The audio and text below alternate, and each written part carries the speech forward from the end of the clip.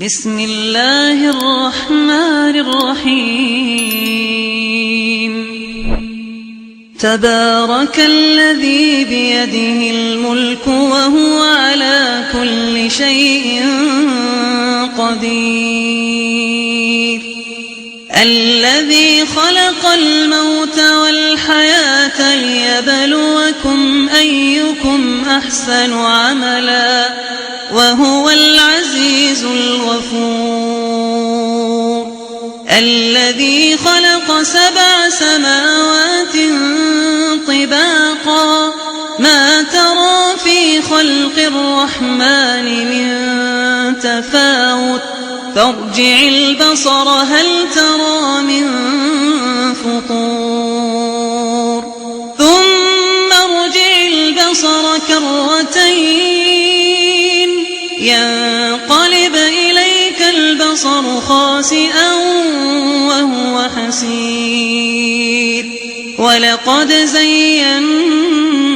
السماء الدنيا بمصابيح وجعلناها رجوما للشياطين وأعتدنا لهم عذاب السعير وللذين كفروا بربهم عذاب جهنم وبئس المصير إذا ألقوا فيها سمعوا لها شهيقا وهي تفور تكاد تميز من الغيظ كلما ألقي فيها فوج سألهم خزنتها ألم يأتكم نذير قالوا بلى قد جاءنا نذير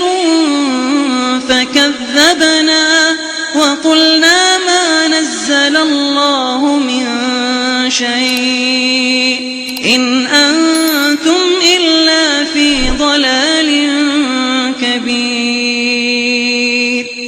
وقالوا لو كنا نسمع أو نعقل ما كنا في أصحاب السعير فاعترفوا بذنبهم فسحقا لأصحاب السعير إن الذين يخشون ربهم بالغيب لهم مغفرة وأجر كبير وأسروا قولكم أو اجهروا به إنه عليم بذات الصدور ألا يعلم من خلق وهو اللطيف الخبير هو الذي جعل لكم الأرض ذلولا فامشوا في مناكبها وكلوا من رزقه وإليه النشور أأمنتم من في السماء أن يخسف بكم الأرض فإذا هي تمور أم أمنتم من في السماء أن يرسل عليكم حاصبا فستعلمون كيف نذير ولقد كذب الذين من قبلهم فكيف كان نكير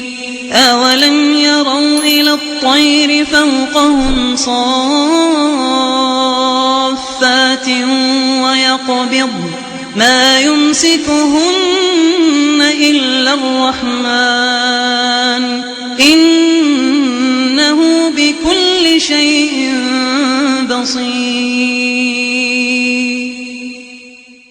أمن هذا الذي هو جند لكم ينصركم من دون الرحمن إن الكافرون إلا في غرور أمن هذا الذي يرزقكم إن أمسك رزقه بل لجوا في عتو ونفور أفمن يمشي مكبا على وجهه أهدى أمن يمشي سويا على صراط مستقيم قل هو الذي أنشأكم وجعل لكم السمع والأبصار والأفئدة قليلا ما تشكرون قل هو الذي ذرأكم في الأرض وإليه تحشرون قل هو الذي ذرأكم في الأرض وإليه تحشرون ويقولون متى هذا الوعد إن كنتم صادقين قل إنما العلم عند الله قل إنما العلم عند الله وإنما أنا نذير مبين فلما رأوه زلفة سيئت وجوه الذين كفروا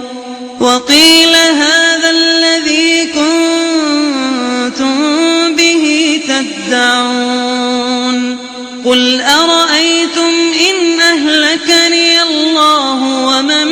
معي أو رحمنا فمن يجير الكافرين من عذاب أليم قل هو الرحمن آمنا به وعليه توكلنا فستعلمون من هو في ضلال مبين قل أرأيتم إن أصبح ماؤكم غورا فمن يأتيكم بماء معين।